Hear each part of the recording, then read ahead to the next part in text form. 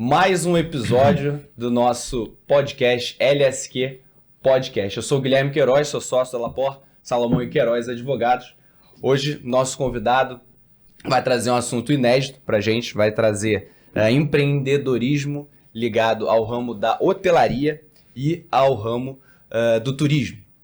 Para estar aqui comigo hoje, eu serei o anfitrião, mas convidei meu sócio, Felipe Lapor, para ser meu co-anfitrião, meu vogal. Muito obrigado, Felipe. Olá para todo mundo. E no caminho do sucesso de White Lotus, vamos falar um pouco sobre mais um segmento inédito em nosso podcast. Hotelaria. Muita informação, muita cultura. E fica com a gente está no YouTube, a gente está no Spotify e vamos dar início a mais um. Vamos lá, hoje a gente tem aqui com a gente o Alexandre Sampaio. Alexandre Sampaio é empresário no ramo de hotelaria e, além disso, tem um currículo grande que eu vou até usar minha cola aqui. Ele é presidente da Federação Brasileira de Hospedagem e Alimentação, o FBHA. É também coordenador da Câmara Empresarial de Turismo da Confederação Nacional de Comércios, Bens, Serviços e Turismo, CNC. É membro do Conselho Nacional de Turismo, coordenador da CB 54, Comitê Brasileiro de Normalização e Turismo. E também faz parte da diretoria colegiada do Sindrio, Sindicato de Bares e Restaurantes do Rio de Janeiro. Alexandre também foi presidente do Sindrio entre 2002 e 2010 e depois, em 2010, assumiu a presidência da federação. Bom, Alexandre, obrigado por ter vindo e ter aceitado nosso convite. A gente sabe que a sua agenda é complicada, então é um prazer ter aqui você no nosso estúdio, no nosso escritório. E, bom, muito obrigado, seja bem-vindo. É um prazer estar aqui com vocês, Queiroz, Felipe, estar aqui com vocês. É um prazer. Estamos sempre trocando ideias e muito gratificante poder atender o público de vocês e a gente poder explanar um pouco sobre turismo e hotelaria. Legal. Então vamos lá. Então vamos começar do começo. Eu queria que você contasse para a gente qual é o hotel, né, que você empreende, um pouco da história, onde é, qual é o hotel, contar um pouco da história, como é que surgiu o hotel, vou deixar você dizer o nome, enfim. Tá. Na verdade, o nosso grupo é um grupo familiar que entrou em hotelaria em 77, numa história que envolveu um hotel no Rio de Janeiro, na Princesa Isabel, que não mais nos pertence, que é o Rio Copa Hotel. Em 82 fizemos um outro hotel em Macaé, o Lagos Copa, atender a demanda da Petrobras, que já era nosso cliente aqui no Rio. E em 86 empreendemos esse prédio, fica no Posto 6 de Copacabana, que é o Copa Sul Hotel, é um mid-scale, com uma pegada bastante de serviço, né? Nós temos uma equipe bastante azeitada e a gente pressupõe que temos um preço acessível e que a gente espera cada vez mais subir um pouco mais, porque está precisando faturar bastante, mas ele é um hotel que atende assim, um mix de 70% brasileiros, 30% estrangeiros, principalmente holandeses, principalmente argentinos, um pouco de espanhóis também. E é um hotel... curioso, a namorada do nosso sócio aqui, ela é holandesa, mas ela já sabe onde ela vai ficar. Vejam só. Se a gente brigar... É verdade. Nós trabalhamos com uma operadora do Brasil, chamada IDEA, que fica em Recife. E ela trabalha com 2 ou 3 grandes operadoras holandesas, recebe um tráfego bem importante aqui. Então, no mid-scale, a gente atende bem eles aqui no Rio de Janeiro. Em suma, é um hotel muito bem situado, uma tarifa média boa, um público que quer serviço, e a gente tem uma preocupação na nossa equipe em dar esse retorno para um preço de um custo-benefício adequado, tanto brasileiros quanto para estrangeiros. E a gente começou nisso, como eu falei, o grupo é familiar, então em 86 foi o último empreendimento que a gente fez, que é esse que eu estou gerindo agora, que é o Copa Sul Hotel. Tá, e esse hotel, ele hoje está em Copacabana só? Não, nós tínhamos um grupo, o nosso grupo começou na Princesa Isabel em Copacabana, né, quando a gente entrou em hotelaria. O grupo vem de empreendimentos de incorporações imobiliárias, né, galpões industriais. Nós tínhamos também... por parte da família do meu pai, linhas de ônibus, tivemos fábrica de carrocerias, que foi para a Bahia, e concessionária de veículos da linha Chevrolet, lá em Campinho. E minha primeira experiência profissional foi lá. Eu trabalhei na área comercial, Campinho é uma área que hoje está um pouco difícil lá na Intendente Magalhães, mas é um bairro, né, com muito... já tem uma vocação na área de comercialização de automóveis, etc. Então a gente fizemos lá um empreendimento que foi muito exitoso, bons amigos, veículos e peças. A fábrica de ônibus foi para a Bahia, como eu falei, e tínhamos linhas de ônibus aí, eu não era nem nascido ainda, mas linhas de ônibus serviram... Inclusive tem uma curiosidade, essa linha de ônibus, que o meu pai era sócio quando ele veio para o Brasil, eram uns ônibus ingleses. Então ele tinha um nariz assim, ele tinha uma frente do ônibus que tinha só o posicionamento do motorista e ele recuava depois. E eu ficava impressionado depois com as histórias, como é que um motor inglês aguenta essa temperatura aqui? E aguentava. Depois eu pensei, se a Land Rover aguenta temperaturas africanas, não tem problema de um ônibus daquele. Se você perguntar qual era a marca, eu não me lembro mais. Mas que era um ônibus assim, muito interessante, porque era um ônibus assim, muito potente, muito resistente. E essa linha de ônibus foi importante, servia ali na região de Grajaú, Tijuca.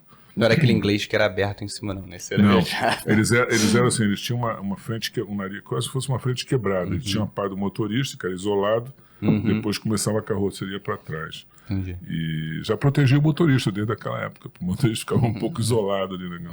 Mas muito bacana aquilo. Depois eles foram para a fábrica, fabricaram bastante veículos, tinha lá uma linha bastante promissora, vendemos para o Brasil inteiro e depois transferimos para a Bahia. Depois a linha acabou vendendo a nossa parte para lá e eles continuaram durante um tempo, principalmente em manutenção depois, etc. E depois a concessionária de automóveis da parte Chevrolet e acabamos empreendendo na área imobiliária e depois entramos em hotelaria, né? Tivemos o Rio Copa Hotel na Princesa Isabel, que depois foi vendido, Macaé atendendo uma solicitação da Petrobras, que é um hotel que foi ícone lá e muito inovador, porque Macaé estava... Os anos 70 foi quando se descobriu o petróleo lá em Macaé, então o hotel tinha uma representatividade muito grande.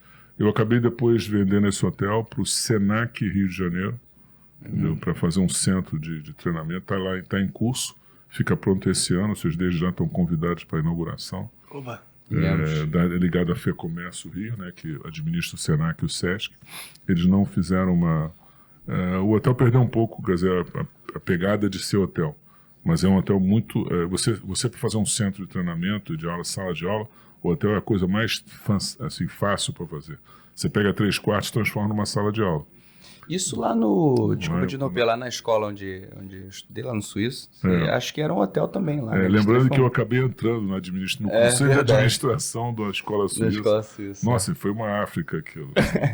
Foi uma experiência muito interessante. Eu fiz parte do conselho, porque eu acabei botando meus filhos lá, né? Foi o Gabriel, você conhece, amigo teu. Você estudou? Aliás, esteve aqui, vocês podem acompanhar aí o nosso... Também seguiu o outro. E o Gabriel foi para lá junto com vocês e eu me lembro que o diretor me chamou, eu acabei me associando à Escola Suíço Brasileira e faço parte da associação dos suíços do Brasil, eu sou uma daquela entidade lá, e teve uma determinada época que a gente precisava resolver o problema do colégio. Aí comprou-se um motel do lado, que tinha problemas sérios de tributos. Foi uma coragem comprar aquilo. Mas comprou-se, reformou-se o hotel todo, cada 3 quartos de motel viraram uma sala de aula. Bom, ainda bem que não tinha nenhuma recordação daquilo para as crianças. Isso é um caso pitoresco, né, em que um motel se transforma num educandário de altíssimo nível. Você estudou lá, você sabe. Então foi muito interessante aquela experiência e muito enriquecedora sobre o aspecto de conhecimento e sobre o aspecto de desafios que foi gerir aquilo, pagar todas as dívidas, incorporar o patrimônio. Somado a tudo que você já fazia antes. Né? Nossa, foi uma experiência muito bacana. O empreendedorismo persegue quem tem o viés. Né? E foi bacana. A gente conseguiu lá uma performance que hoje está consolidada, né? E veio uma empresa suíço-alemã que assumiu a parte do empreendedorismo lá. E pagou-se, inclusive, o contrato agora finalizou e eles assumiram plenamente, construíram uma nova escola ali perto, que fica ali perto ali é Sorimã, sei lá. Sorimã. Então, foi muito bom. É uma escola icônica aqui no Rio de Janeiro, com certeza. Mas é isso, foi isso a trajetória hoteleira. Então hoje o hotel está ali em Copa. É o que tem Tá no o Posto Copa, 6, em Copacabana, que eu considero uma região nobre de Copacabana, né? Uma região que tem Copacabana é um bairro muito eclético, né? Tem de tudo ali. Então, mas é o bairro mais famoso do Brasil a nível de divulgação internacional. E mesmo para o Brasil, mesmo para o Rio de Janeiro, para o Brasil, os turistas brasileiros que não conhecem o Rio querem vir para Copacabana. Tem, assim, uma peculiaridade da Barra, muito argentino prefere ir para a Barra, porque às vezes vem de carro, etc. Ipanema tem um público mais sofisticado a nível de público consumidor, mas, assim, a nível mundial, Copacabana, e mesmo para o Brasil, realmente é um bairro de referência, por toda a história que ele teve. E o Posto 6, eu diria que é um nicho, é uma ilha dentro do bairro que é o mais sofisticado, próximo de Ipanema, fácil acesso, muito mais tranquilo. Ainda é aquela Copacabana? Você diria que ainda é aquela Copacabana? Né? A Copacabana, na verdade, sempre se renova. Né? A gente não pode pensar numa Copacabana de Carmen Miranda, mas que é uma Copacabana que guarda grandes recordações. E na verdade, o bairro acabou se transformando. Você vê, o Posto 6 é onde cedia o Rei do Rio, que é aquela competição de natação que tem ali no Posto 6. Todo ano, muito bacana. É uma referência, né, a nível de esporte. Maratonas que passam pelo Rio, passam pelo Copacabana. Então, Copacabana sempre tem um viés de renovação, de convívio entre as pessoas mais velhas, né, que já estão lá há muitos anos, e o pessoal que se renova. Se pratica canoa havaiana ali, faz de tudo. Então, eu diria que Copacabana é um bairro muito eclético. Pro turismo também, né? Não, é referência, né? Então, é muito mais fácil você convencer um turista estrangeiro a vir para Copacabana do que qualquer outro bairro do Rio. Eu tenho muitas doces lembranças do Posto 6. A minha avó mora na Rainha Elizabeth. Então O Natal sempre foi oficialmente lá. Então é um lugar que me traz muita paz, próximo do mar, próximo do arpoador. O Forte é uma delícia. Tem um quê é um pouco cosmopolita, muitos bares, muitos restaurantes. Você não está muito longe tinha o Cinema Rocks, por exemplo. Tem alguns teatros bacanas também em Copacabana. Então realmente é um bairro que entrega bastante coisa.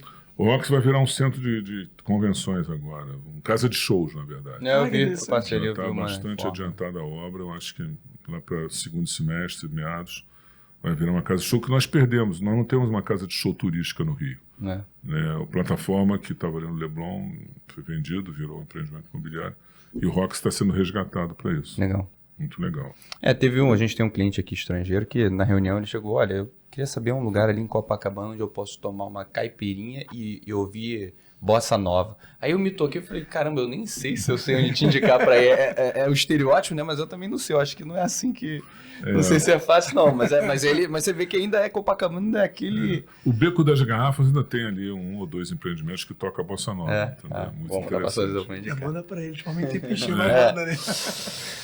Alexandre, você falou que era um empreendimento imobiliário. Aqui a gente costuma até dizer que tem os dados, agora não sei de onde que eu vi, que empresa só sobrevive até a terceira geração. Depois da terceira geração não tem jeito, por algum motivo, despreparo, por falta de planejamento. Você falou que seu pai iniciou esse projeto de empreendedorismo. Queria saber como é que foi essa sua passagem, preparação para de alguma forma assumir ou então entrar nesse meio sobretudo, e fazendo o link para a hotelaria. É interessante olhar isso. Em 90, o Rio estava sob o governo do Brizola, governador.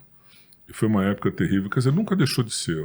Hoje, ser empresário no Rio de Janeiro de turismo é um desafio, né? Porque a imagem do Rio está sempre prejudicada pelas questões da violência que se divulga lá fora, por todo o Brasil.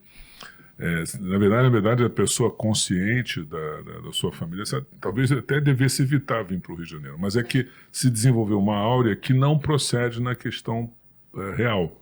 Ou seja, a violência está no contorno do Rio, no entorno do Rio. A área turística é uma área que passou por grandes reveses, grandes percalços, mas hoje você tem a praia bastante policiada. Claro, acontece alguma coisa? Acontece episodicamente, mas também bate-se carteira em Paris. Tem alguma violência em algumas cidades europeias. Nos Estados Unidos tem tiroteio, as pessoas são mortas dentro de escolas. Então, violência é uma natureza da nossa humanidade ou da nossa contemporaneidade. Então, Copacabana melhorou bastante a questão de segurança. É um bairro que concentra muita gente, então é importante que todos se protegem.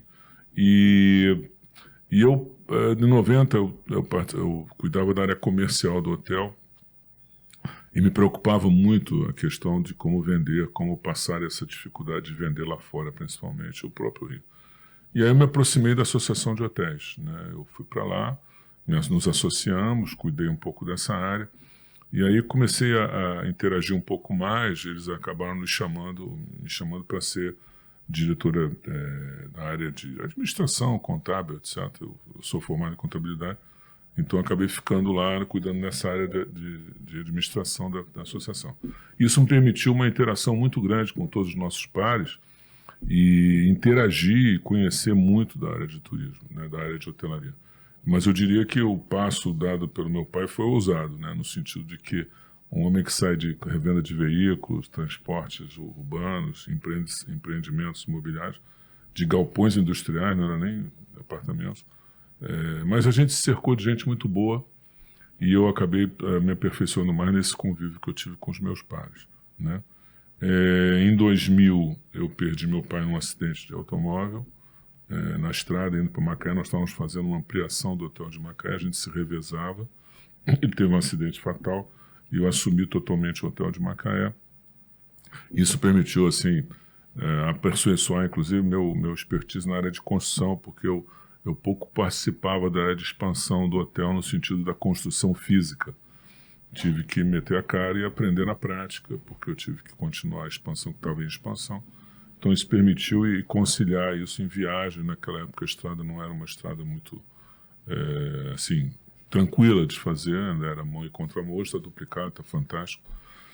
Então esse processo entre os dois hotéis e materializar a ação de administração em Copacabana, que tem uma determinada pegada, e Macaé, que era uma situação totalmente diferente, porque era um hotel voltado para petróleo, então era um hotel corporate, de segunda a sexta, e lá o desafio era fazer com que o turismo surgisse no final de semana, que é difícil. Você tinha Búzios perto, tinha Cabo Frio de maneira popular, Búzios de maneira mais sofisticada, e Macaé só restava assim, uma pegada de sustentabilidade. Lá tem uma serra muito bonita, subindo você sai em Nova Friburgo, Lumiar, etc. Então, um pouco a gente vendia nessa questão. Então, foi um desafio no sentido de conciliar as duas coisas, de empreender dois hotéis com pegadas diferentes, administrar, né, um pouco a distância e também com a presença de profissionais de postura, também um pouco distinto, mas foi enriquecedor. Essa dualidade me permitiu bastante fazer isso. Então, tanto é que a gente montou uma empresa de administração de hotéis. Eu cheguei a montar, fizemos algumas concorrências, mas como a gente tinha uma percepção muito clara do que a gente poderia fazer e cobrar e entregar, acabamos entrando em 2 ou 3 concorrências, mas não foi muito para frente. Essa foi assim, a minha experiência hoteleira, foi muito nessa área. E essa vivência também acabou me aproximando, inclusive da área contábil, acabou me aproximando do sindicato de hotéis, porque a associação cuidava dos seus associados, o sindicato cuida de todos. E aí um grupo, naquela época era um sindicato de hotéis e restaurantes, um amigo meu que era diretor lá do Rio, do sindicato do Rio de Janeiro, me chamou e aí eles estavam lá empreendendo. Na verdade, havia um processo complexo ali, estavam se locupletando. Naquela época tinha a contribuição sindical obrigatória bastante vigoroso na arrecadação do sindicato, e aí as pessoas acabaram se perdendo, né? Ficou uma gestão temerária, e aí um grupo de empresários do Rio, hotéis e restaurantes, se juntou e resolveu assumir o sindicato, e acabaram vencendo a eleição, botaram o presidente numa redoma de maneira que ele não fizesse uma bobagem, então ficasse lá como rainha da Inglaterra, e a gestão seria crível e eficiente. E eu acabei ficando como vice-presidente, porque eu fiz uma auditoria, entreguei todo o conteúdo do que estava acontecendo, e isso foi o grande alavanca eleitoral para o nosso grupo ganhar. E aí eles me sugeriram que eu ficasse na vice. Peculiarmente, o presidente teve um câncer fulminante, morreu em 6 meses, e eu assumi o sindicato. Então, eu caí na estrutura sindical sem nunca ter pensado em ser presidente do sindicato patronal. E aí eu falei assim, olha, gente, eu não administro isso aqui se não for um empreendimento para dar resultado. E aí reuni com a turma e falei assim, primeiro o sindicato tem uma localização muito boa ali Mercado das Flores, Praça Olavo Bilac, mas era um prédio muito antigo, uma sede muito... Nós quebramos tudo, fizemos uma obra assim, rodando, né? Tinha que isolar uma parte. Então fizemos uma obra muito legal. O sindicato hoje tem uma sede que é referência. E isso me habilitou. Continua sendo o maior sindicato da federação.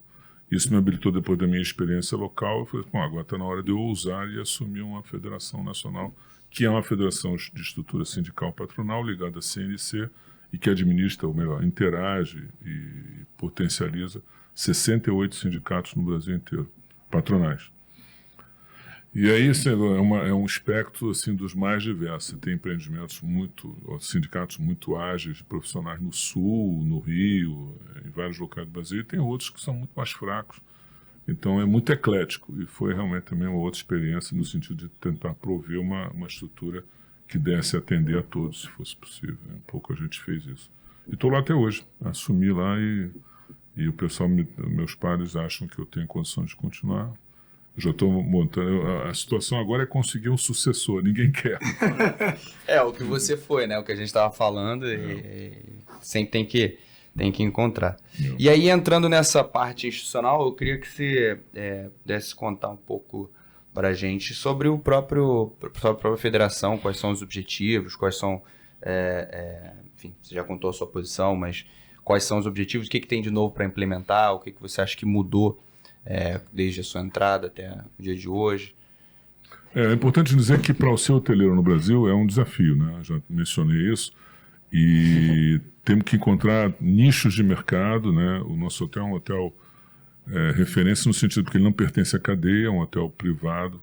Como tem vários... O Rio de Janeiro tem um processo engraçado. Todas as cadeias hoteleiras querem ter hotéis no Rio de Janeiro, porque é rentável, e poucos estão à venda, entendeu? É engraçado porque o hoteleiro do Rio de Janeiro, apesar de todos os percalços, ele, se bem administra, ele é um hotel rentável, né? Então, um pouco disso aí, assim, o segredo é você ter bom serviço, ter a percepção que você tem que desenvolver processos de... Hoje a hotelaria está muito calcada na área de marketing nas plataformas, isso é inexorável, né? Então, é saber dosar bem as plataformas, vender com preços equilibrados para grandes operadores, administrar com muita mão de ferro. Já passamos por tantos percalços e situações, mas é um hotel que consegue ter uma rentabilidade adequada e hoje eu tenho uma equipe muito profissional lá. Gostaria de ter mais apartamentos. Na verdade, um hotel se torna mid-scale, ele é um pouco mais rentável quando você tem mais de 100 apartamentos. O nosso tem 88, quase isso, né? Então, a gente tem que ter um bom serviço, uma boa instalação e, ao mesmo tempo, ter custos operacionais que se compatibilizem, porque a explosão de custos hoje, principalmente serviços concessionados, como luz, gás, etc., subiu exponencialmente. Então, você não pode repassar isso para preço, então o problema ali é você fazer um equilíbrio nesse negócio. E depois posso até falar da pandemia. A pandemia foi um... Vai chegar a hora. Vai chegar a hora, Mas essa questão, você falou da quantidade de hotéis, é só uma curiosidade que eu tenho, de quantidade de quartos. O Copa Sul, ele tem quantas estrelas? Hoje em dia a gente não raciocina desse. Não existe mais essa classificação. Acabou a classificação. Sim. Não existe mais. A gente trabalha... Porque eu nunca entendi, na verdade. Eu não sabia se era olha, precisa ter tantos... Não, teve. Já teve uma época que as estrelas eram uma tabela gerida pelo Ministério do Turismo que outorgava a você uma determinada condição para a área de serviço, instalações obrigatórias adicionais que te dava uma classificação. Nós chegamos a ser 3, chegamos a ser 4, e depois isso acabou caindo em desuso porque o próprio empresariado foi contra isso. O público não necessariamente se identificava com isso, porque sabia que não havia uma resposta adequada. Um hotel 3 estrelas no Nordeste é uma coisa, no Sul é outra, completamente diferente. Então, o Brasil é muito, muito grande para você ter uma classificação hermética dessa maneira. Então, acabaram os hotéis se empreendendo e se autodefinindo do que podem fazer. As redes hoteleiras ajudaram muito nessa identificação. Quer dizer, quando você vai para um Accor da vida, você sabe o que é os hotéis deles são muito segmentados, que a Accor é a maior rede hoteleira do Brasil, que tem quase não tem empreendimentos próprios, são todos, né, segmentados, e todos pertencem a arrendatários que pagam um X para a Accor para usar a marca e administram seus próprios hotéis, seguindo uma gestão muito própria. Mas também a gestão da Accor também se faz presente. Você pode entregar o hotel para ele administrar. E eles têm marcas, assim, um rol de marcas muito bom, que acabou definindo o encerramento da classificação anterior. Quando você vai para um Ibis, você sabe que vai ter um serviço X. Você vai para um hotel mais empreendimento, como o hotel do Posto 6 ali, o Hilton, Sheraton? Não, essas são marcas americanas. A marca europeia é ligada à Accor. Ali no Posto 6, eles compraram aquele hotel ali do Posto 6, que era da antiga Veplan, que acabou depois quebrando, etc, etc. É o Fairmont, que é uma marca muito conceituada na Europa, etc. Então, todo esse processo... E também na Hilton tem situações semelhantes, assim como na Sheraton, etc. Então, isso contribuiu para encerrar a classificação, né? A minha pergunta era no sentido, porque eu estava conversando isso com o Felipe, assim, para você empreender, você basta escolher um nicho, né? Você não precisa dizer, olha, não, o meu tem que ser 5 estrelas, né? Assim, não, o meu nicho vai ser de 2 estrelas porque você atinge aquele público específico. Então, às vezes, a minha pergunta seria se empreender, por exemplo, num alto luxo ou então num baixo luxo, teria alguma diferença entre você estar ali nos hotéis que oferecem um atendimento, assim, que seria considerado uma 3 estrelas, entendeu? Eu diria que para você ser um empresário não ligado à rede no Rio de Janeiro, eu acho que isso se replica em algumas outras praças no Brasil, você tem que ter um hotel mid-scale, que é o hotel, né, que a gente chama de econômico, mas não necessariamente, mas sim um hotel com uma pegada de serviços boa, que possa cobrar em função do seu destino um preço maior, que entrega não um super luxo, mas entrega um processo que é aquilo que o Ash está esperando. Isso é a única maneira de você conseguir sobreviver sem estar ligado à cadeia. Serviço se entregar sempre, né? Luxo é uma coisa, né? Serviço se entregar sempre. Mas você pode, né, ter um bom café da manhã, é fundamental, ter um bom chuveiro, uma boa cama, isso é padrão, né? Se você tem isso, tem uma boa localização, a máxima da hotelaria é localização, localização e localização. Se você tiver Eu vou fazer uma pergunta desse tipo. Se tivesse algo que você pudesse dar de adiantado para as pessoas que querem empreender na hotelaria, algum bastidor assim, olha, esse assunto é importante, todo mundo tem que saber. Acho que você já deu um. Procure um bom terreno, bem localizado, que em Copacabana e no Rio de Janeiro custa os olhos da cara, né? Não tem jeito. E aí você tem um empreendimento que tem metade do caminho do sucesso, com certeza, entendeu? Já foi mais fácil, né, construir hotel no Rio. Agora tem hotéis até parados, porque não foram liberados em termos de código de obras. O Código de Obras do Rio é um código, assim, complexo, né, e dificulta. Num certo sentido, por isso explica que as redes cresceram muito, porque elas têm condição de ter um empreendedor que fez um prédio, não sei o que fazer com ele, então a rede é uma saída para poder ser gerida a partir de parâmetros da rede que consegue agregar muito profissionalismo a esse processo e mais, consegue vender muito através dos canais dela próprios para o mundo inteiro. Então, a facilidade de você se agregar a uma rede, apesar de você pagar um custo para isso um pouco alto, é que eles realmente vendem para você de uma maneira que você talvez sozinho não consiga fazê-lo. Nós acabamos fazendo porque a gente tem alguns anos de estrada, né? O hotel está aberto desde 86, então a nossa equipe é agressiva em termos de venda, construir um nicho, relacionamento, network. Então a gente já está bem nos canais que permitem isso. Como é que se não fosse em Copacabana também não daria certo. Como é que é o hóspede? Você tem alguma história curiosa? Não, assim, como é que ele como consumidor? Assim? O nosso hóspede do nosso hotel como eu te falei, eu tenho hoje, né, já teve 50% 50-50 estrangeiro e brasileiro. Com a dificuldade dos voos do Galeão, a questão da superação da imagem de violência, etc., o Rio hoje é 70% brasileiros e 30% estrangeiros. O nosso hóspede atende muito mais europeu, que é um hóspede que gosta de ficar em hotéis em que ele está um atendimento mais personalizado, porque o americano geralmente procura os hotéis de rede dele, né? Ele vai para um Hilton, vai para um Sheraton, porque ele sabe que aquele ali é o padrão que ele vai encontrar, que ele não vai ter problemas.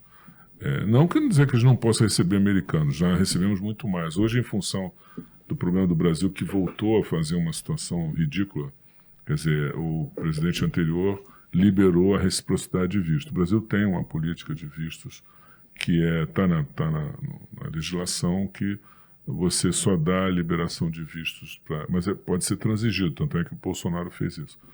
Você só exige visto se o país estrangeiro também exige vistos. Como o europeu não exige visto para o brasileiro, então é muito mais fácil vir europeus para cá. Como vai americano. mudar, né, agora? Vai mudar, acho que vai abrir um novo visto aí para. Na verdade, os Estados Unidos criaram um visto específico para empreendimentos para empreendedores que querem investir lá, então esse tem um tratamento diferenciado, mais rápido. Mas como o Brasil voltou a exigir vistos dos americanos, que até então, até setembro, até outubro ainda está liberado. E nós tivemos, em função disso, lógico, tirando a pandemia que dificultou muito a vinda, mas a liberação dos vistos propiciou, nesse primeiro trimestre do ano de 2023, a vinda de quase dobrou a vinda de americanos para o Brasil, porque eles possam tirar o visto sem precisar mandar o passaporte para o consulado. Agora está também tudo online, quer dizer, muito mais fácil. Mas e o Brasil voltou a exigir, com o governo Lula, voltou a exigir o visto, que vai voltar agora efetivamente em outubro. Vai ser um prejuízo assim, fenomenal, porque a exigência do visto, apesar de ser hoje online, é você submeter a uma lista de espera, pagar um valor que não é barato, são mais de $100 por pessoa. Então, uma família assim, americana do meio oeste, vem o pai, a mãe e 2 filhos e pagam $400. Não é fácil. Mas o pacote, apesar de ser câmbio, né, os americanos têm muito mais condições de comprar muito mais barato, tá no Brasil, com o câmbio. Mas sempre dificulta. Muitos países não exigem visto na América do Sul. A Argentina não exige visto. O México não exige visto, o Chile não exige visto. Então, é uma concorrência para um mercado americano, australiano, japonês e canadense, que tem esse vigor hoje da isenção, que apesar de eles terem exigência de visto, e isso se explica, quer dizer, você hoje tem que ter uma política de administração de imigração nesses países, porque são países visados, que recebem pessoas, são desenvolvidos. Então, o Brasil adotar uma questão de reciprocidade nisso é muito, muito menor. Me parece, assim, olhando de fora, não sei se o Felipe concorda comigo, que é mais já que você exige, eu vou exigir também sem nenhum fundamento... Não, eu vou contar uma peculiaridade aqui. Parece que é matar a galinha dos ovos de ouro. Não, literal. Você vai ganhar dinheiro em cima do turista que alimenta a indústria e tem que retornar para o país? Não faz o menor sentido, parece super equivocado. Mas eu tenho um segredinho que vocês têm que saber. Oba. Os valores cobrados pelos vistos lá fora, mesmo no online, eles não entram no Caixa Geral da União, eles ficam no consulado. E como o valor do orçamento do Itamaraty é muito limitado, o cônsul ou o embaixador pega esse dinheiro e administra sua própria casa. Então, eles são os primeiros a exigir o visto, porque eles precisam desse recurso para poder mitigar os efeitos de orçamento. Déficit, né? Deve botar o visto 6 meses só, né? Aí o pessoal troca, vamos mudar a decoração aqui do Itamaraty, para fazer aquela recepção, ter o seu caviar da vida, ele tem que ter um dinheirinho ali de lá que sai, né? Eles merecem. Isso é uma situação absurda. Mas, bom, eu tenho vários fragmentos das minhas perguntas no seu discurso, vou pescando algumas delas. Eu fiquei curioso para saber o que você acha dessa questão dos aeroportos agora que está tendo, você mencionou isso, dessa mudança agora do Galeão, estava tendo muito voo aqui. Você acha que isso está influenciando forte? Muito. Você acha que seria melhor voltar, o que o Eduardo Paes está fazendo, houve um compromisso do Lula já, né, noticiado, que vai voltar, vai haver uma limitação nos voos do Santos Dumont. Eu acho Santos Dumont assim, um dos aeroportos do mundo muito interessante, que você pousa ali, você está próximo do escritório, está resolvendo a tua vida. Mas é impossível você ter voos de alimentação no Santos Dumont, porque são aeronaves, né, grandes, de maior porte, só pousa ali aviões que tenham condições de pousar. Então isso limita tremendamente a questão da conexão. Quando o aeroporto, para poder trazer turistas estrangeiros, tem que ser um aeroporto ramificado. E isso o Galeão já foi assim no passado, né? Mesmo com a obra antes de assumir o Changi lá, o grupo de Singapura, ele era um aeroporto que tinha uma retroalimentação, ou seja, tinha muitos voos de conexão no Brasil para receber os voos internacionais. O Rio já teve, teve quase 11 companhias que pousavam ali estrangeiras. Porque a gente abastecia Espírito Santo, Minas Gerais e Nordeste para cima, chegando até o Norte, E o pessoal de Viracopos e também dos aeroportos internacional lá em São Paulo administrava voos do sul para baixo, né?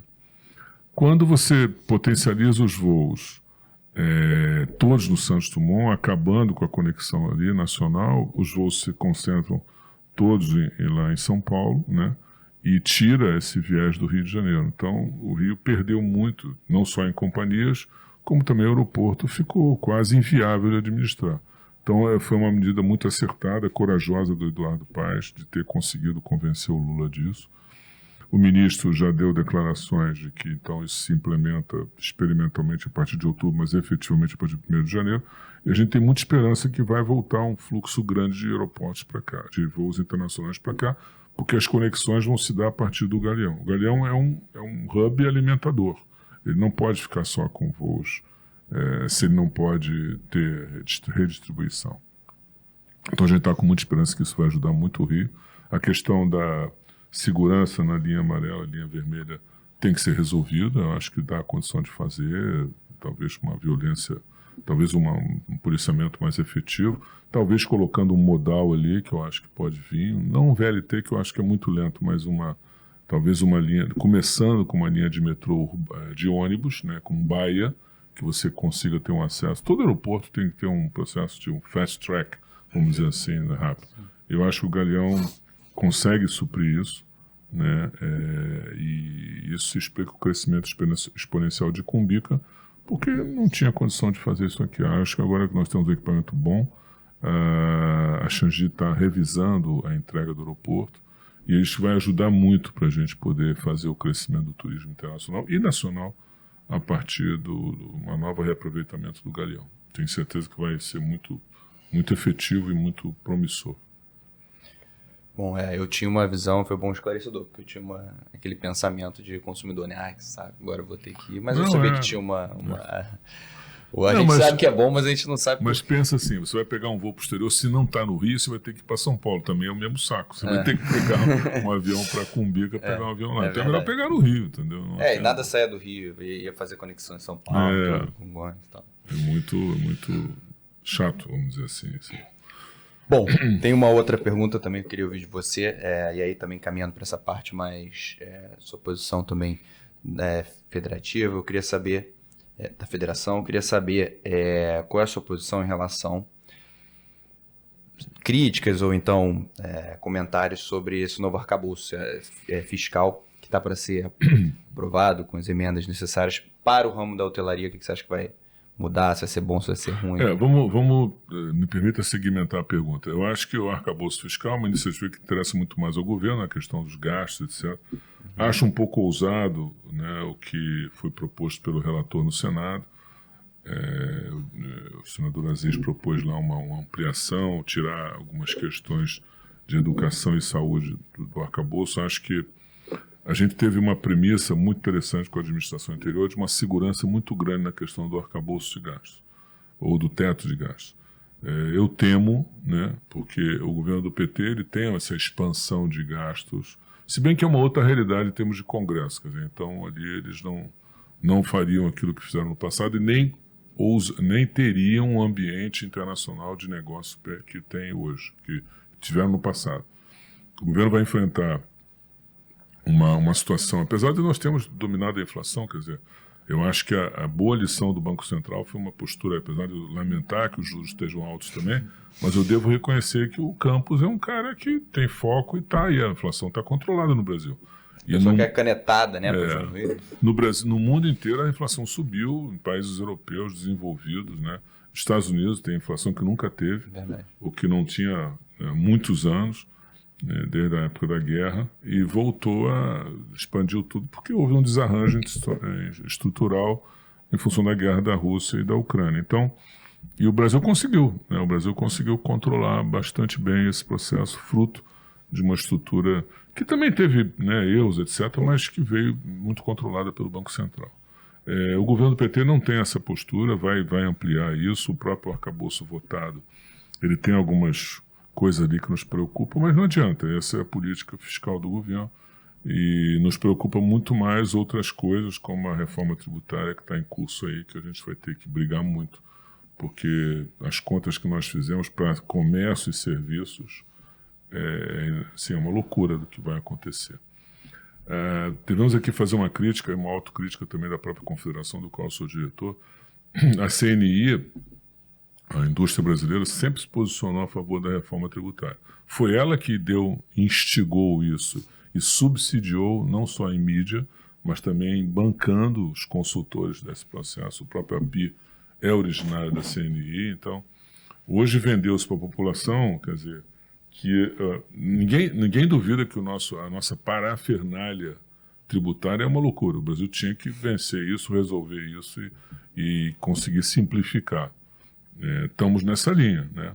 Mas a forma de fazer isso, a divisão de como fazer isso, se você comparar algumas questões de países que implantaram o IVA, vamos dizer assim, para ser simplificado no imposto único, e como fizeram isso para os setores afetados, tem muita variação. Nós do setor, nós estamos conversando com a ANR, que é a Associação Nacional dos Restaurantes, que congrega as grandes redes de lucro real presumido, porque quem está no Simples está tranquilo. Tranquilo não. Os custos vão aumentar exponencialmente na aquisição das coisas, mas, em suma, é simples, já é um regime especial, vai continuar. Lucro real presumido vai pagar a conta, entendeu? Então, para a hotelaria, a gente está achando que há um incremento aqui da ordem de uns... no mínimo uns 70% de custo operacional, chegando a alguns cálculos a 160%. Como repassar isso é uma loucura, não temos espaço para repassar isso dessa maneira, né? A não ser que a gente venda internacionalmente para tudo, porque aí o câmbio compensa. Mas então a gente já está trabalhando muito isso, eu faço uma autocrítica da nossa confederação, ela se movimentou pouco, né, em termos disso, em termos de convencimento da população em geral. Hoje a CNI vai fazer não é nem um podcast, vai fazer um evento aberto daqui a 2 ou 3 dias, semana que vem, que trouxe de novo uma pleiade de ministros e pessoas para falar sobre isso. E a indústria vendeu o peixe da simplificação, mas, claro, botando a sardinha para o lado deles, porque eles estão isentos, eles têm uma cadeia de fornecimentos bastante estruturada, vão se beneficiar tremendamente. Venderam para a população de baixa renda que vai ter cashback, que eu não vejo possibilidade de ter esse cashback. E aí, um pouco colaborou isso, algumas posturas ousadas, né? Hoje está o antigo secretário da Receita Federal voltando a defender aquele chamado Imposto Único sobre Transações Financeiras, que resolveria o problema. Nós precisamos muito na área de serviço de desoneração da folha. Mas, assim, a gente reconhece que a Previdência no Brasil não é fácil você mexer naquilo, né? Mas a desoneração da folha seria a única maneira de serviços estarem mais minimamente contemplados. E a questão de, pelo menos, se não houver essa possibilidade, parece que não vai haver, de pelo menos ter umas 2 ou 3 alíquotas intermediárias para determinados setores. O governo só acenou com educação, saúde, agora transporte, entrou mais alguns ali, mas a gente está brigando, nós vamos discutir muito durante o trâmite.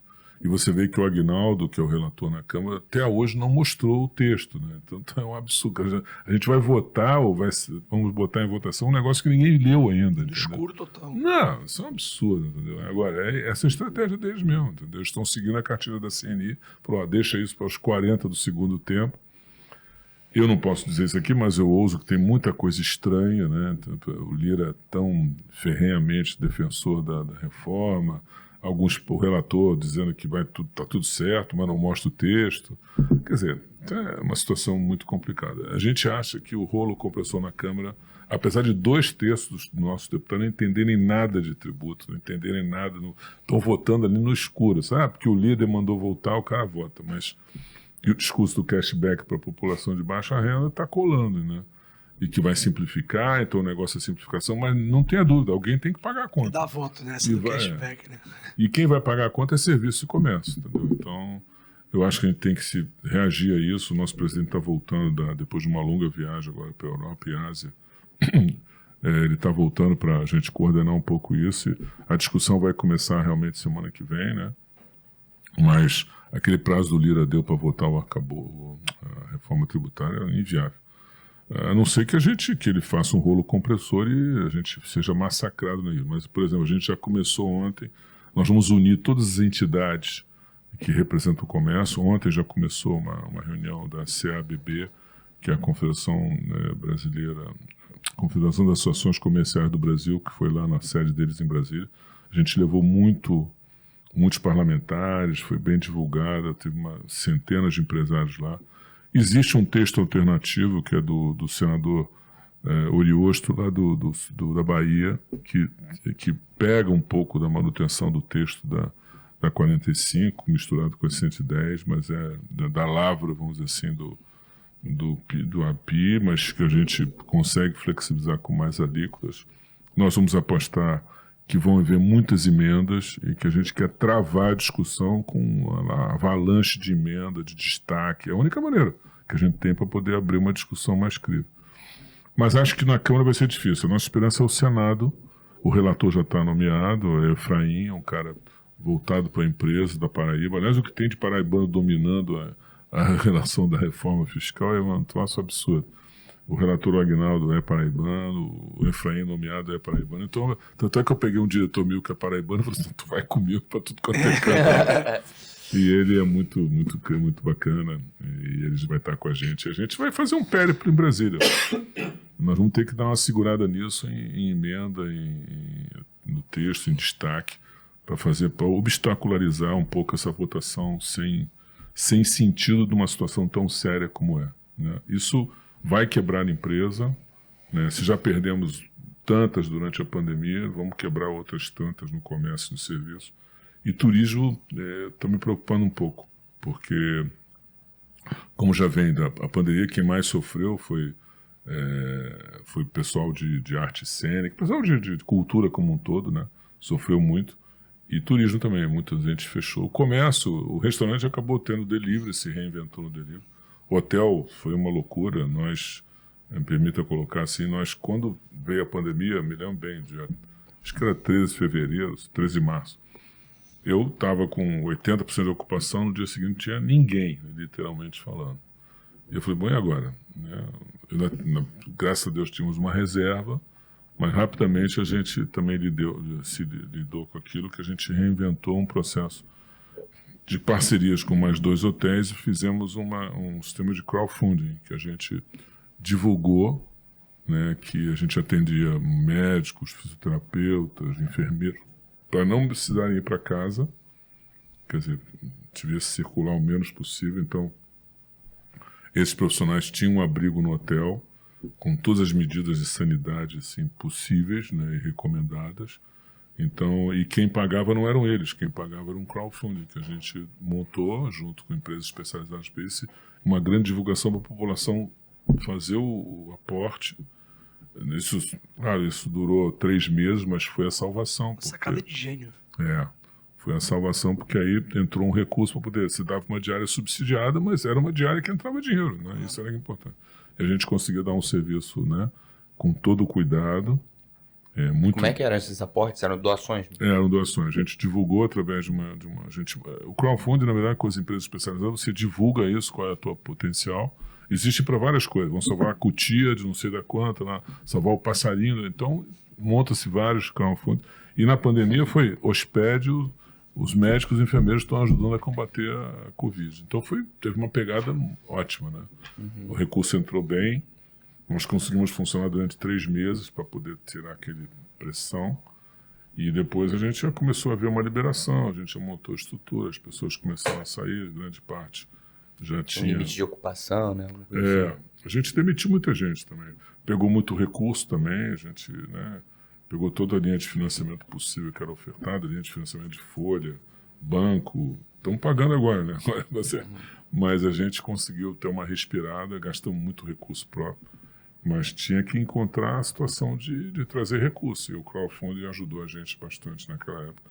Durante 3 meses, até o meados de julho, quando as pessoas já não aguentavam mais ficar em casa, começaram a viajar mesmo com... Paulista foi tudo para o Nordeste. Então as pousadas do Nordeste lotaram todas. Aí não tinha fiscalização lá, todo mundo na beira da praia. Então... Mas no Rio, numa área urbana, é mais complicado. Com certeza foi mais complicado. Isso aí era uma das questões que eu queria saber, que era justamente... as estratégias, né? Dentro da pandemia, essa questão do crowdfunding foi uma sacada boa mesmo. E aí começou a abrir depois de... Sim, em julho daquele ano, né, nós começamos a ter assim, um espectro de... as companhias aéreas começaram a adotar os procedimentos, protocolos para viajar. As pessoas tinham que viajar, né? Tinham negócios que não pararam, né? Então, o lazer mesmo foi mais no decorrer do segundo semestre. Julho já tem um pequeno espasmo, assim, como o Rio de Janeiro, as pessoas queriam viajar e vieram para o Rio. Mas, na verdade, o processo, as pesquisas correram céleres para a questão da vacina, né? Então, foi inacreditável como a humanidade se reinventou tão rápido a nível de proteção. E os protocolos também foram muito rígidos, então as pessoas começaram a se sentir um pouco mais seguras para viajar. E eu diria que teve, assim, na hotelaria, os restaurantes se reinventaram bem com o delivery, mas também teve gente que começou a abrir já a partir de julho, né, parcialmente, etc. E eu digo que a hotelaria do Nordeste foi muito beneficiada, porque pousadas à beira-mar, não tinha tanta fiscalização, as pessoas se sentiam mais protegidas com o arejamento, não confinamento. Então, foram resultados muito bons para esse tipo de empreendimento. Você tinha muita área útil, vamos dizer assim, para lazer. Hotéis de praia, hotéis de montanha responderam muito melhor. Os hotéis urbanos tiveram uma certa dificuldade e aí tiveram que empreender nessa linha de se reinventar em serviços, e o crowdfunding foi uma opção. Poucos hotéis no Rio fizeram crowdfunding. Muitos fecharam, não reabriram, alguns tantos. Os hotéis maiores tinham capital ou rede para poder dar suporte. O Rio perdeu nessa época talvez aí uns 15 a 20 hotéis que não reabriram ou se transformaram depois, né, viraram empreendimentos imobiliários, residenciais. Qual foi o mais famoso? Pode citar um nome só pra gente? Olha, eu diria que um dos hotéis que na verdade era um processo que estava em curso, foi o Hotel Glória, né? O Hotel Glória, ele fechou, havia uma postura de fazer um empreendimento. Ele se reformado pelo Ike, não é? Foi o Ike que assumiu aquilo, era icônico, mas desde que a pandemia chegou, ele acabou desistindo do negócio. Lógico que ele teve os outros problemas ligados ao grupo dele, etc. Mas eu diria que o mais famoso que fechou e não abriu e virou outra coisa agora é o Glória, né? Que foi um hotel referencial para o Brasil. Pelo histórico, pelo que ele representa. Então, foi importante, muito importante. Alexandre, queria saber a sua opinião sobre qual seria, se pudesse escolher o maior desafio para quem, olha, quero empreender, fiz hotelaria ou fiz administração e quero empreender na área de hotéis. Qual o maior desafio que a pessoa tem que estar preparada para poder... Hoje já existem muitos cursos, muita formação, muita informação para você empreender na hotelaria. A hotelaria é um setor que responde rápido se você fizer um hotel adequado, e hoje em dia você tem consultorias que te dão o target daquilo que você precisa investir e como você quer investir. É lógico que o hotel é um empreendimento de capital intensivo, né? Nós empreendemos tudo com recursos próprios, então fica mais fácil para você fazer essa resposta. E aí, a pergunta básica que tem que se fazer é o seguinte: qual o tipo de serviço que eu me proponho? Então você poderia fazer essa pergunta para você mesmo. Como eu me sentiria atendido no hotel para onde eu vou? O que eu considero mais importante para eu me sentir confortável? Eu acho que os hotéis eu já falei da localização, que isso é diferencial, mas se você tiver uma boa cama, um bom chuveiro e um bom café da manhã, você já começa bem, né? Isso são 3 coisas que não podem falhar, né? Uma boa cama, um bom chuveiro e um café da manhã adequado. Não pode faltar água quente, você tem que estar cuidando o tempo todo, né? Telefonia hoje em dia já não precisa, todo mundo usa seus próprios celulares. Aliás, é engraçado, né? Antigamente as pessoas conferiam as suas contas e achavam absurdas as taxas que os hotéis cobravam sobre telefonia. Isso acabou, né?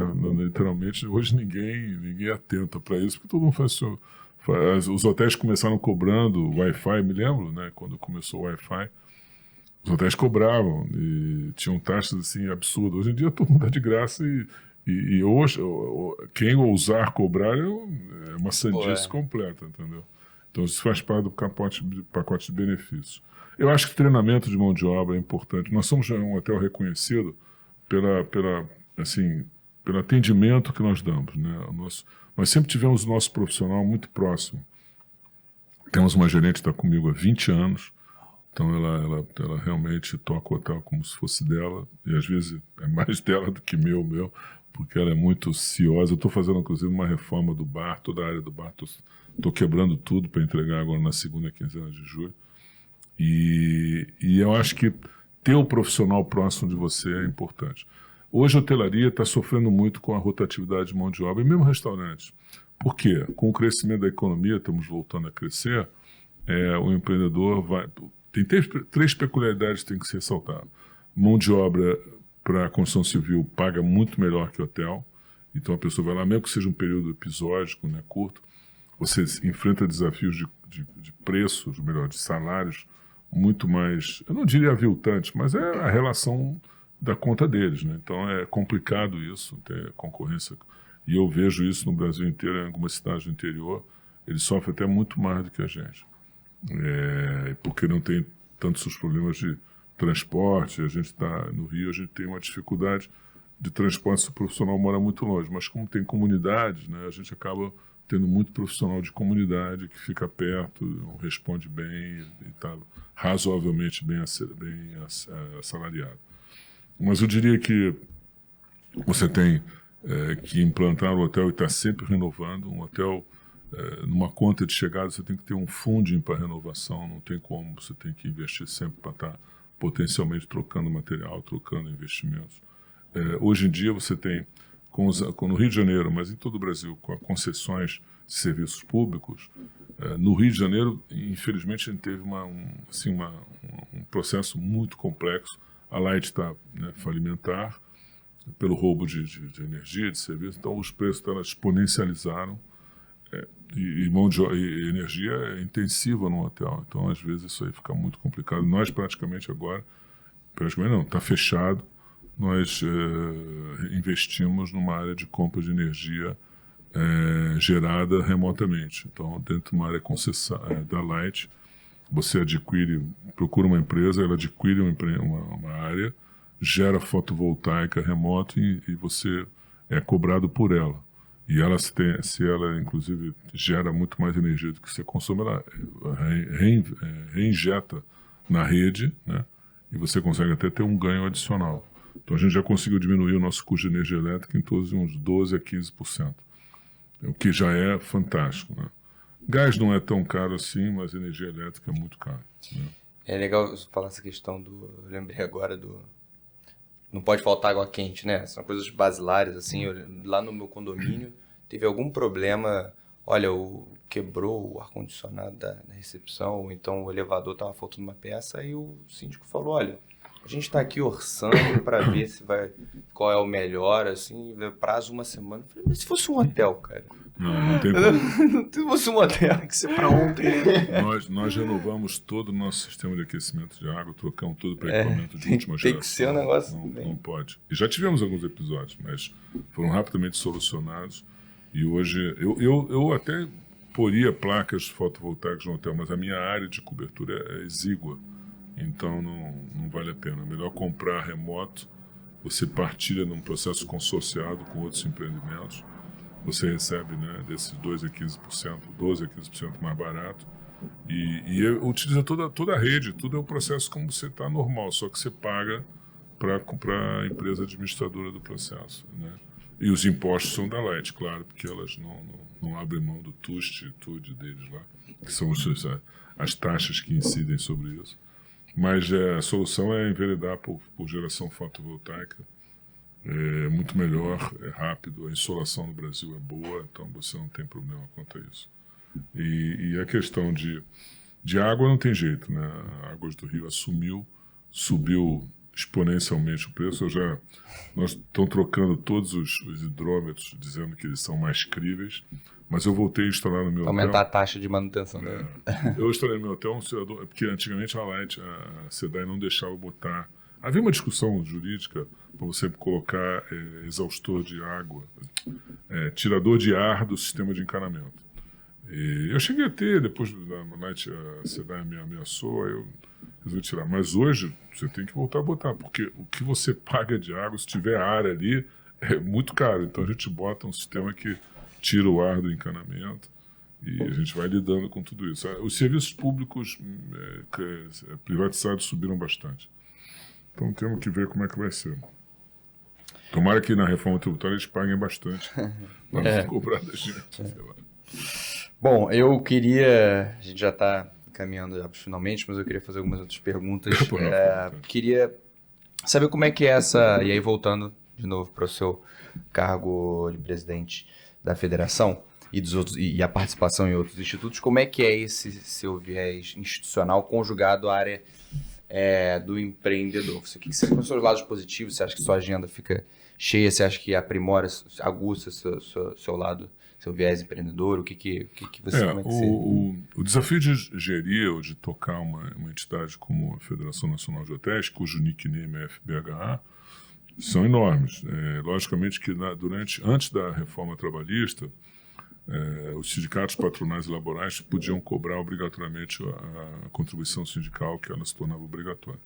Muitos sindicatos, então, acabaram se acomodando a isso e viviam bons tempos e não davam serviço. Não, no Sindirio eu sempre fiz questão de montar uma estrutura de atendimento, até porque eu era a outra ponta, eu tinha hotel também, né, sob a égide do sindicato, então nunca ia admitir que a gente não tivesse um serviço ali empresarial. Para ser do sindicato tem que ter hotel? Tem que empreender no hotel? Você para ser dirigente sindical, você tem que ser do ramo. Você tem que ter uma estrutura de vinculação patronal, ou proprietário, ou sócio, tem que estar ligado a isso. Alguns só fogem um pouco dessa égide, mas obrigatoriamente tem que ser isso. Quando vem o fim da contribuição obrigatória, assim, 1/3 dos sindicatos do Brasil, talvez até mais, eu diria talvez 2/3, quebraram, fecharam, falido ou estão sobrevivendo, né? O Supremo está discutindo agora a volta da contribuição assistencial obrigatória. Na verdade, nós nunca deixamos de ter. Existem algumas taxas que sindicatos podem fazer. A contribuição sindical obrigatória, que ela não está extinta, ela só perdeu o condão de ser obrigatório. Então, se você pagar, você paga. 99% não paga. Então, a MST pode manter a assistencial, pode manter a confederativa, que são de outras taxas, mas também são de pouco sucesso, vamos dizer assim, no convencimento do empresariado. O empresariado, se não tiver serviço oferecido pelo sindicato, não contribui porque não reconhece o que está sendo feito. Por isso, a questão de montar uma federação, melhor, ter um sindicato ou uma federação que seja ágil, a federação não em prover serviços, porque em área inorganizada você ainda pode fazê-lo, mas aí a distância acaba, né, sendo pouco produtiva. Mas se você não estiver dando condições do sindicato fazer esse tipo de serviço, ajudando ele na ponta, eles acabam tendo pouco sucesso na questão do reconhecimento empresarial dos associados. Por isso, às vezes, associações tendem a ser mais exitosas.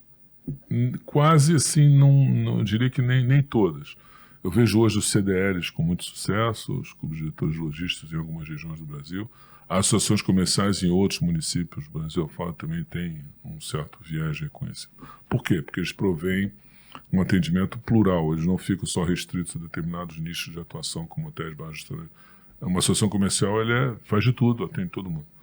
Então, em municípios menores, eles acabam sendo exitosos. E CDLs também nessa linha, mas nós conseguimos montar na federação uma estrutura de atendimento mínimo que é bastante exitosa. E muito eclética, porque a gente atende, como eu te falei, sindicatos pequenos, sindicatos muito grandes. Eu diria que para você ter sucesso na área de sindicalismo, eu acho que a volta... Você tem que ter também uma confederação que te ajuda, né? É importante isso também. E você tem que desenvolver todo um trabalho político. Você tem que, né, visitar, falar, ir na região e conciliar isso com o meu negócio funcional. Só tem uma maneira, você tem que ter bons profissionais, né? Eu tenho uma gerente que está conosco há 20 anos, tem uma pegada comercial, mas aprendeu a ser operacional também. E, logicamente, que você não larga ela todo o tempo, você tem que estar ali também, sempre em reuniões. Hoje em dia, o fato de reunião remota facilita muito para o processo decisório. Mas hoje, por exemplo, sexta-feira é dia de reunião semanal. Eu procuro manter sempre essa reunião, se não remota, mas presencial. Então a gente vai estar lá e no nosso caso a gente acabou agregando, porque eu perdi meu pai e a minha irmã tem problemas de saúde, também não participa. Então fica só comigo mesmo. E até eu trouxe agora parcialmente, eu trouxe uma sobrinha para opinar sobre alguns aspectos. Ela tem sido contributiva. Pouco no sentido da presença, não é necessário, porque eu acabei estruturando o hotel com muita consciência e profissionalismo. Eu tenho um ótimo rapaz de manutenção, tenho uma ótima chefe de escritório, tenho uma gerente super, que hoje trabalha, inclusive, como ela é muito dedicada a vendas, ela trabalha presencialmente só 2 ou 3 vezes por semana, porque não precisa. Ela trabalha remota vendendo o hotel. Hoje em dia os canais de venda se dão de maneira muito mais remota. Então esse tipo de conciliação permitiu que o hotel tivesse sucesso e permitiu que eu pudesse me dedicar também à estrutura sindical como eu faço. É isso. E é aquela questão da delegação, né? A gente tem no início, quando você está empreendendo, a gente tem aquele negócio de querer fazer tudo e abraçar tudo. Não, a gente tem que sempre encontrar bons profissionais, não tem como. Bom, eu queria, também já indo pro fim, se você quiser fazer alguma, me avisa, porque eu tenho, prometo que eu vou ser bem breve. Pode ser. Na verdade, eu devia ter feito essa pergunta no início, Alexandre, quando você estava se referindo a Macaé. Eu me interesso muito pelo tema das cidades. Meu doutorado é nessa linha das cidades. Roma, a cidade eterna. Nova York, a cidade que nunca dorme. Rio de Janeiro, a cidade maravilhosa. Fui para Costa Rica 2 anos atrás e eles criaram em torno de um slogan pura vida, que é você sentir bem consigo mesmo, você é bem-vindo. Aloha, essa expressão havaiana ligada ao arquipélago do Havaí. Então, o marketing e esse setor de turismo, hotelaria, ele é indissociável. Eu queria saber em que medida isso pode ajudar a impulsionar, ajuda a impulsionar mesmo o setor hoteleiro e turístico de uma cidade, ou será que nem tanto? Porque eu queria falar sobre Macaé, a princesinha do Atlântico. Eu acho que esse nome ele é recente. Não é? Foi depois que teve esse boom, queria que você falasse um pouquinho a respeito disso. A Princesinha do Atlântico, ela se materializou há uns 20 anos atrás, mas por que isso acabou pegando? Porque Macaé, quando descobriu o petróleo, ela teve uma égide, ou teve um vínculo muito ligado ao ouro negro, a esse processo, que era tudo ali, e cresceu de maneira assim, vigorosa a partir dos investimentos que a Petrobras fez. Mas aí eles descobriram o que poderia ser feito. Macaé está entre Búzios, que é de alto nível, e próximo de Cabo Frio, que é de popular, em termos de turismo. Então ela redescobriu uma questão de praias, apesar de serem praias, inclusive, de mar aberto um pouco mais fortes, ela tem uma praia muito bonita. Então a ideia era fazer a Princesinha do Mar, que tinha uma vinculação com um acesso a uma serra muito rápida, muito próximo, de grande potencial ecológico, que se liga, inclusive, rapidamente a Nova Friburgo e a Lumiar. Você hoje sobe a Serra Mar, e em meia hora você está em Friburgo, Então, a partir da praia. Então, muita gente de Friburgo desce para pegar praia, não vai para Búzios ou vai para Cabo Frio. Ela é muito democrática. Vai para Macaé, e ela ganhou um pouco essa linha também por causa dessa população de serra que desce para pegar sua praia em Macaé. Apesar de ser uma água um pouco mais forte, mas ela tem uma beleza natural muito, muito grande. Macaé teve esse viés. No Rio, a gente também está tentando descobrir. Nós temos uma máxima na CNC que é: comércio e turismo viajam juntos.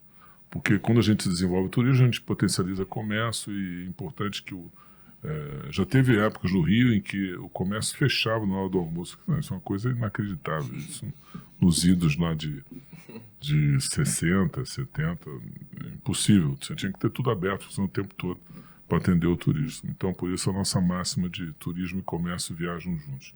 É bem colocado. Recentemente, as atividades do tribunal voltaram presencialmente. As pessoas, voltou tudo presencialmente, não precisa, tudo digital. O que é voltar, né? Gente, eu acho que isso é uma decisão econômica, até política econômica. Porque, olha, você está tomando seu cafezinho aqui, você vai almoçar ali, você vai fazer... Aquilo virtual, ninguém sai. Não, vocês notaram que o centro da cidade esvaziou tremendamente do Rio de Janeiro. O Rio de Janeiro perdeu tanto o seu elan com o esvaziamento da pandemia. E hoje eu vejo uma resistência muito grande da Justiça do Rio em voltar a trabalhar plenamente, Eu acho que os juízes se acostumaram ao remoto. Os juízes queriam manter, assim, a maioria, O presidente do tribunal foi mais incisivo, conseguiu manter ali. Mas a própria Justiça do Trabalho, que a gente tinha aquele movimento absurdo, Com a reforma trabalhista tiraram um pouco, né, desse afã da Justiça do Trabalho de querer regular tudo, cobrar tudo.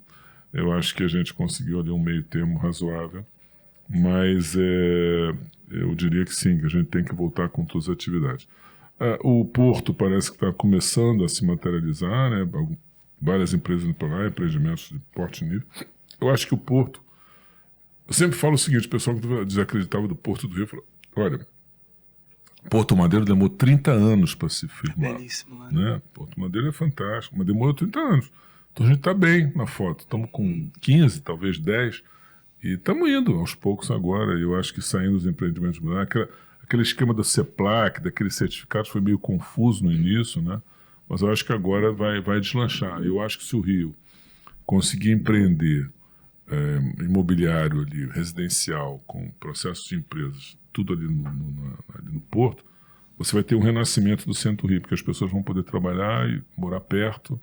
Então, e eu diria que o Rio, para abrigar pessoas assim, até de baixa renda, porque tem tudo ali. Você pode fazer um empreendimento popular não, barato, econômico, de boa qualidade, porque você tem todo o serviço público ali, água, esgoto, tá? O que torna mais difícil em comunidade, né? Então eu diria que o Rio tem tudo para renascer. Eu espero que seja o início de uma retomada do Rio de Janeiro ali na área portuária e que dê um grande gancho para a retomada do centro do Rio. É um centro muito charmoso, né? Muito. Tem uma vocação, uma identidade própria. O Rio, os prédios históricos do Brasil estão no Rio, porque foi, né? Apesar de ter começado em Salvador... Você viaja, você vai para o centro, né? Aqui no Brasil, quando você vem para o Rio de Janeiro, você não vai visitar o centro, você vai para... Não, o centro não é... É verdade, mas você vê, o centro do Rio, para quem organiza ou tem a paciência de procurar aqueles serviços que são oferecidos hoje por guias locais, você faz uma visita guiada no centro do Rio, nossa, tem preciosidades, assim, pérolas. O Gabinete Real de Leitura Português, se você entra lá, você fica maravilhoso. Eu já fui algumas vezes lá para ler, é uma tranquilidade, só olhar aquilo já é inspirador. É inspirador. Temos que ver. Bom, eu vou fazer a última pra gente fechar, infelizmente, porque tá bem... Tá ótima a nossa conversa. Vou conjugar duas. Claro. Eu queria saber de você o futuro, como é que você veria o futuro da hotelaria, do empreendimento da hotelaria e o futuro do Copa Sul, os seus objetivos que você pretende daqui para frente. Primeiro, para dizer que empresas familiares no Brasil estão se transformando rapidamente. Poucas cidades, quer dizer, na verdade eu tenho viajado por variado nível de cidades que tem determinadas situações e vocações. Eu vou contar uma curiosidade. Um amigo meu que era consultor internacional da Arábia Saudita foi o único sul-americano contratado pelo governo da Arábia Saudita para fazer um plano de transformação do turismo na Arábia Saudita. Hoje o turismo da Arábia Saudita é um turismo voltado para atendimento da religião deles, né? Do islamismo, visita a Meca, aquele negócio de Messina, tal coisa. E já pensando nisso, na afinidade do fim do petróleo, eles já estão se movimentando, apesar de ser uma linha do islamismo muito radical, muito conservadora. Eles veem os exemplos das penínsulas ibéricas, das penínsulas arábicas, como Dubai, Doha, etc., e já estão se preparando. Então contrataram um grupo para poder pensar o turismo na África do Sul daqui a, 20 anos. Interessante. E ele foi lá, fez um trabalho, ficou lá, era 5 anos para mais 5, extensão do contrato dele. Ele ficou 4 e pouco, porque a mulher dele perdeu a mãe aqui, teve um problema de saúde da mãe, a senhora mãe dela, e aí ela tiveram que voltar. Ele queria muito trabalhar comigo na CNC, eu queria muito levar ele para lá, mas não foi possível.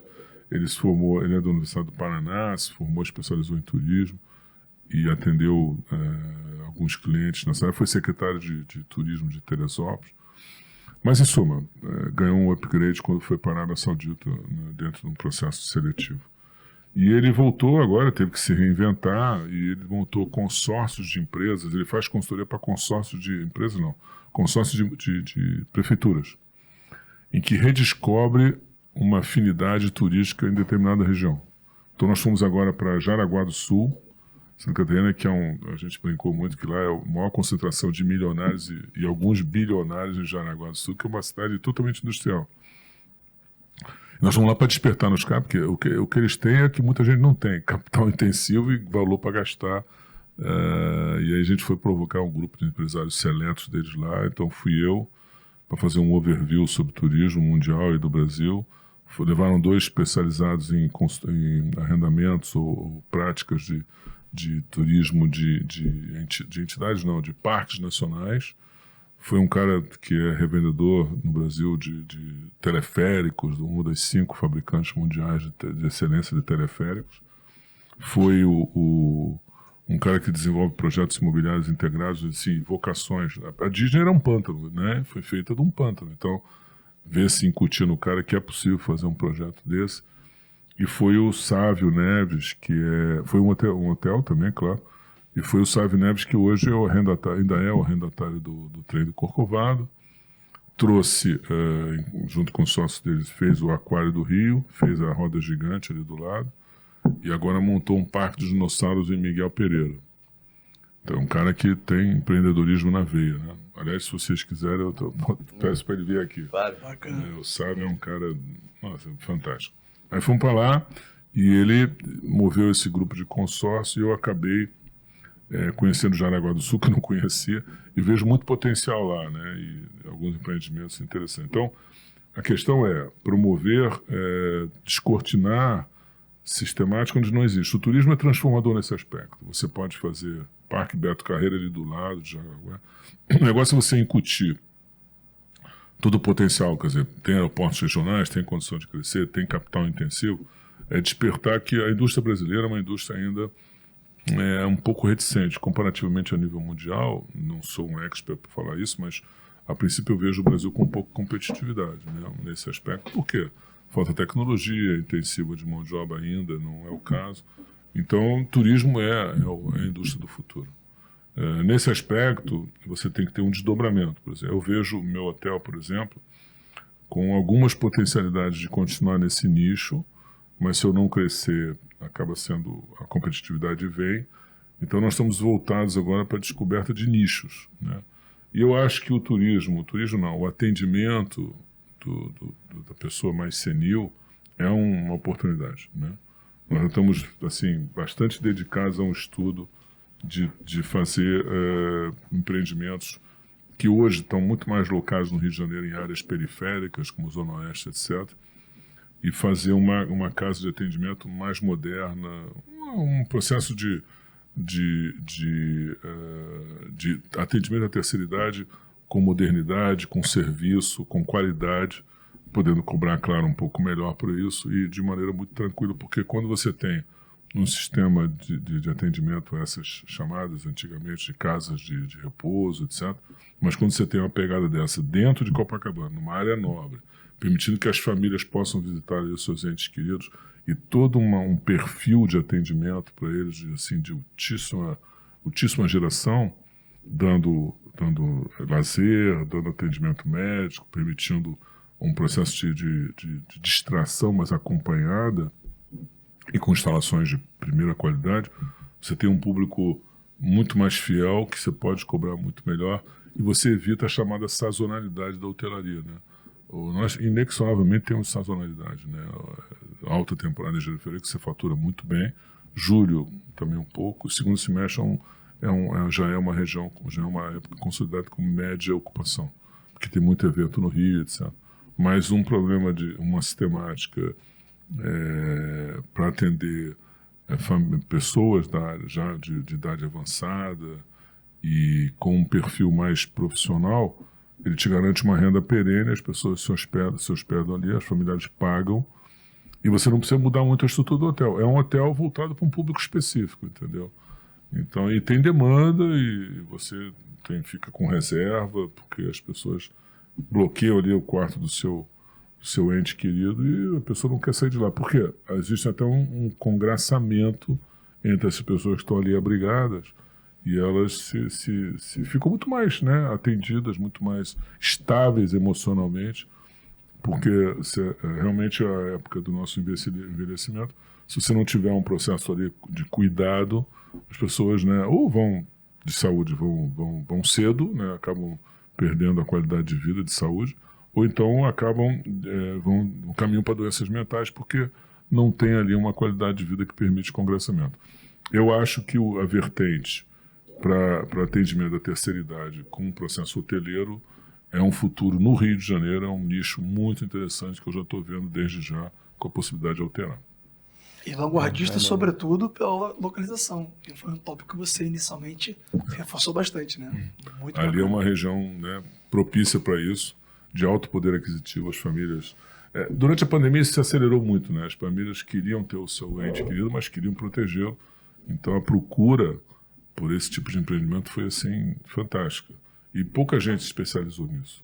Hoje eu diria que as casas de abrigo ou as casas de saúde para pessoas de terceira idade estão muito localizadas aqui, muito mais perifericamente.